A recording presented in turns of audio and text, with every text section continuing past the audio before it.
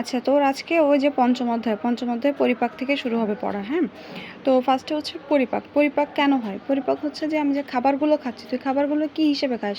একদম শক্ত দানা দানা খাবার খাস, ওই খাবার কি তোর বডিতে যে শোষণ হতে পারবে? ওই খাবারের থেকে পুষ্টি পাবে ওই অবস্থায় না। তার মানে কি, খাবার থেকে আমার পুষ্টি পাইতে গেলে খাবারগুলোকে আগে ছোট ছোট ফর্মে পরিণত করতে হবে। এই যে ছোট ছোট ফর্মে পরিণত করে, কিসের উপর রাখি, ছোট ছোট ফর্মে পরিণত করতে, এটাই হচ্ছে যে পরিপাক। এখানে দেখবি যে পরিপাকের সংজ্ঞা দেওয়া আছে যে খাদ্যকে শোষণযোগ্য করতে হবে বা কোষ উপযোগী করতে হলে এটাকে ভেঙে সহজ সরল বা তরল অবস্থায় রূপান্তরিত করা প্রয়োজন। এটাই হচ্ছে যে পরিপাক। তাহলে খাদ্যকে হচ্ছে তোর শোষণযোগ্য, মানে যেন কোষের ভিতরে কোষ এটাকে শুষে নিতে পারে, কারণ আলটিমেটলি আমার যদি কোষে পুষ্টি না পৌঁছায় তাহলে তোমার খেয়ে লাভ হলো না। মানে কি, কোষে শোষণযোগ্য এবং কোষ এটাকে ব্যবহার করতে পারবে এরকমভাবে আমার খাবারটাকে সহজ সরল তরল অবস্থায় রূপান্তরিত করতে হয়। এটাই হচ্ছে যে পরিপাক। এখন পরিপাক দেখ দুই ধরনের হয়, একটা মানে পরিপাক দুই ধরনের না, মানে দুই ধরনের প্রক্রিয়া পরিপাকের সাথে জড়িত। একটা হচ্ছে যান্ত্রিক আর একটা হচ্ছে রাসায়নিক। রাসায়নিক তো নাম শুনে বুঝতে পারতেছিস কী হবে, এখানে রাসায়নিক বিক্রিয়া হবে, এনজাইম থাকবে, তারপরে হচ্ছে যে বিক্রিয়ক থেকে উৎপাদে পরিণত হবে, এটা হচ্ছে যে রাসায়নিক। আরেকটা হচ্ছে যে যান্ত্রিক মানে কি, তুই যন্ত্রের সাহায্যে কেটে ছোট ছোট করতেছিস সেরকম। এখন কি যন্ত্রের সাহায্যে, দেখ তুই গালের মধ্যে দাঁত, মুখের মধ্যেই আমি যে খাবার খাচ্ছি আমি কিন্তু তাকে দাঁত দিয়ে পিষে নিয়ে খাবারগুলোকে নরম করে ফেলতেছি বা ছোট ছোট খণ্ডে পরিণত করতেছি। কত বড় বড় মাংস আমরা মুখের ভিতরে দিয়েই চাবাই একদম হচ্ছে যে তোর ছোট ছোট করে ফেলি। এটাই হচ্ছে যে যান্ত্রিক প্রক্রিয়া। তাহলে একটা গেল হচ্ছে যে যান্ত্রিক আর একটা হচ্ছে যে রাসায়নিক। ঠিক আছে, তাহলে আমরা এখন বুঝলাম যে পরিপাকের সাথে যে তন্ত্র জড়িত সেটা হবে কি, পরিপাকতন্ত্র বা পৌষ্টিকতন্ত্র বলা হয়, বা ডাইজেস্টিভ সিস্টেম। তাহলে প্রথম কাজ তোর কি, পরিপাকতন্ত্রের মানে পার্ট কী কী আছে, পরিপাকতন্ত্র তার মানে এর ভিতরে অনেকগুলো অঙ্গ আছে, সেই অঙ্গগুলোর নাম পড়তে হবে। পরিপাকতন্ত্র কিন্তু একদম মুখ থেকে শুরু করে পাছা পর্যন্ত, মানে পায়ু পর্যন্ত, যেখান থেকে পায়খানা বের হবে এই পর্যন্ত হচ্ছে যে, মানে তুই খাওয়ার থেকে শুরু করে পায়খানা বের হওয়া পর্যন্ত পুরো রাস্তাটাই হচ্ছে যে পৌষ্টিকতন্ত্র বা পরিপাকতন্ত্র। এখন আমরা পরিপাকতন্ত্রকে দুইটা ভাগে মেইনলি ভাগ করি। হ্যাঁ, একটা হচ্ছে যে পৌষ্টিক নালী আর একটা হচ্ছে যে পৌষ্টিক গ্রন্থি। দাঁড়া,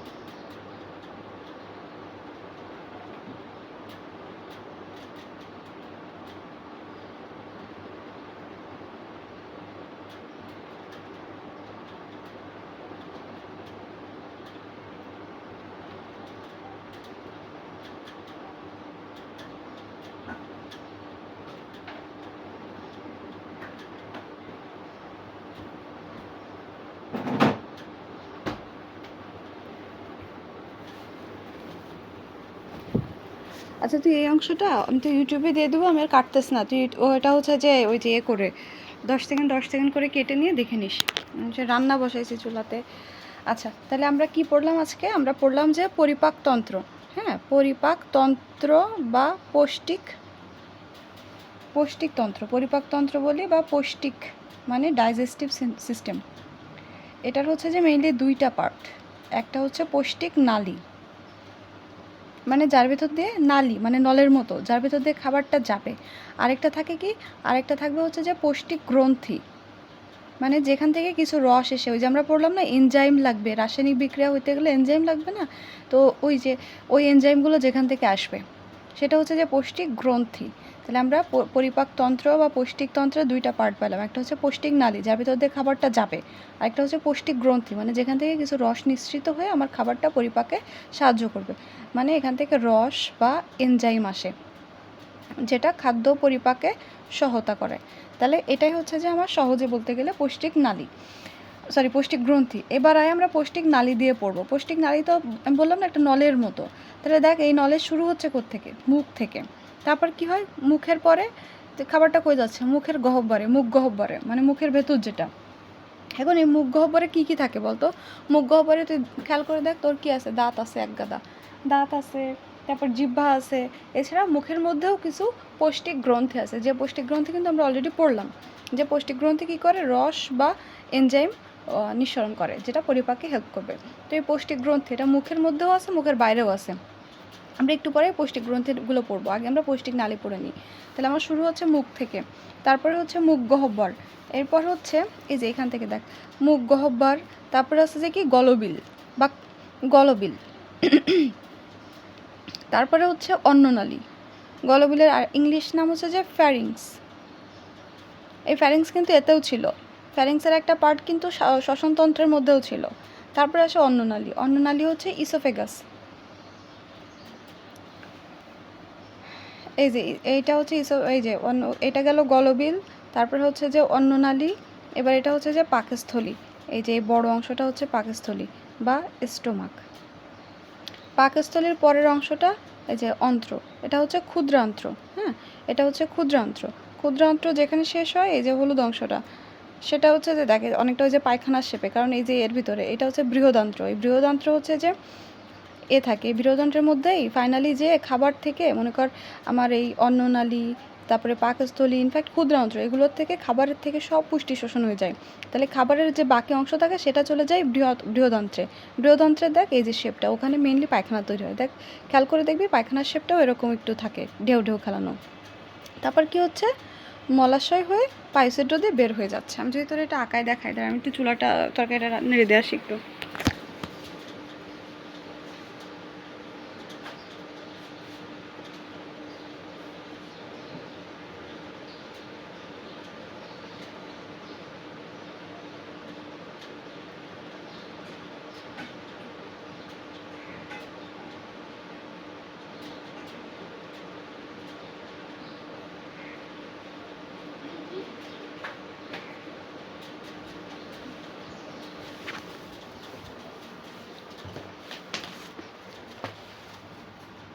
এই যে দেখ, এটা মনে কর যে কারো নাক, যাই হোক ধর এটা কারো মুখ, এটা হচ্ছে যে মুখ গহ্বর।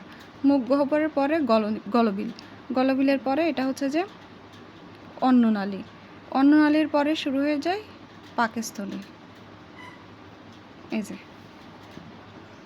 এবার পাকস্থলীর পরে শুরু হয়ে যায় হচ্ছে যে ক্ষুদ্রান্ত্র। এরকম করে ক্ষুদ্রান্ত্র জড়ানো থাকে।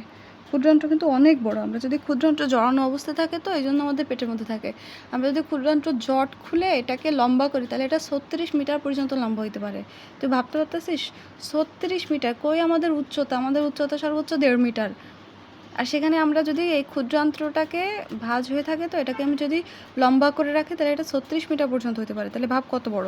তাহলে এই যে ক্ষুদ্রান্ত্রের শেষে যে এটা মেশবে হচ্ছে যে এর সাথে বৃহদন্ত্রে, বৃহদন্ত্র এরকম দেখতে।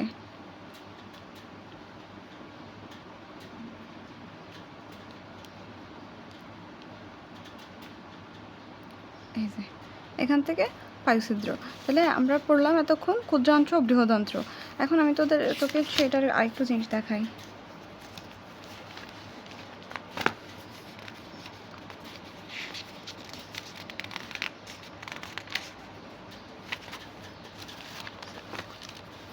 আচ্ছা, তাহলে এটা গেল তো মুখ গহ্বর,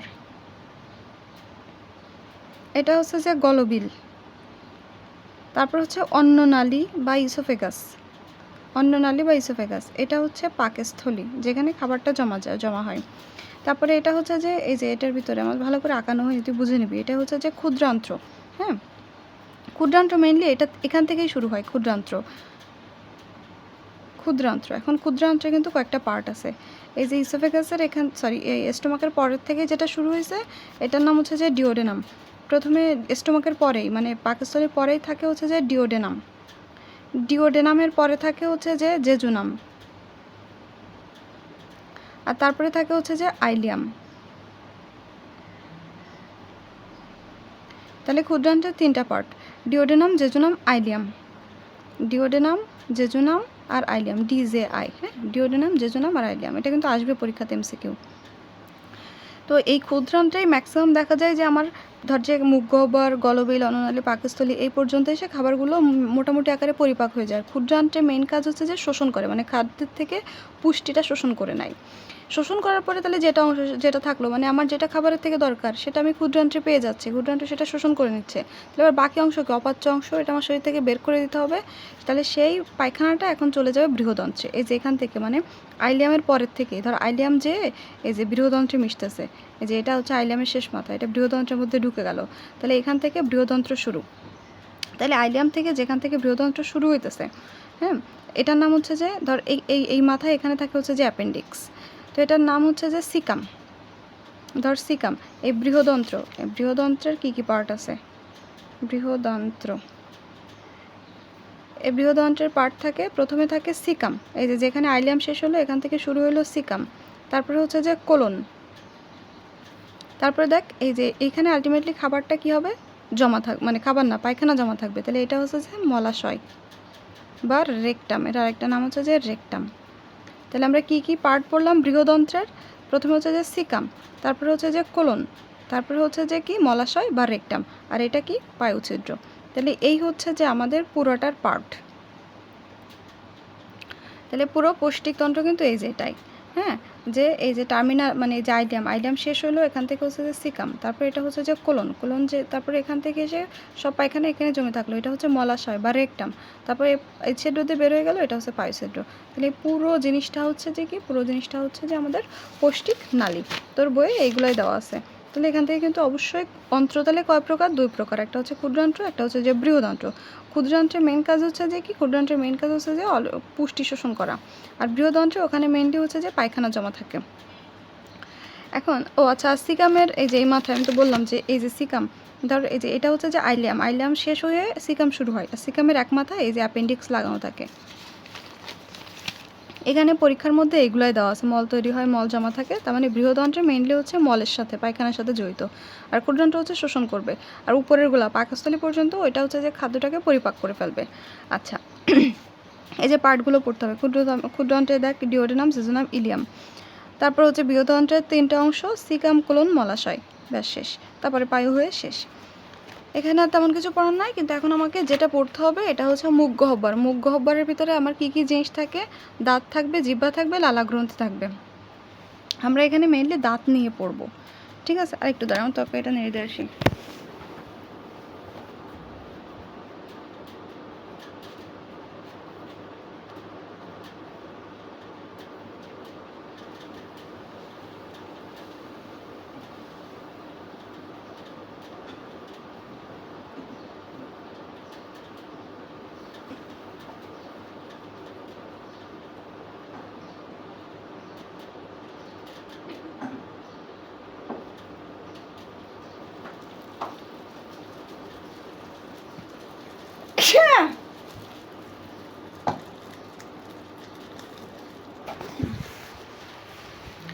এবার আমরা পড়বো হচ্ছে যে দাঁত নিয়ে।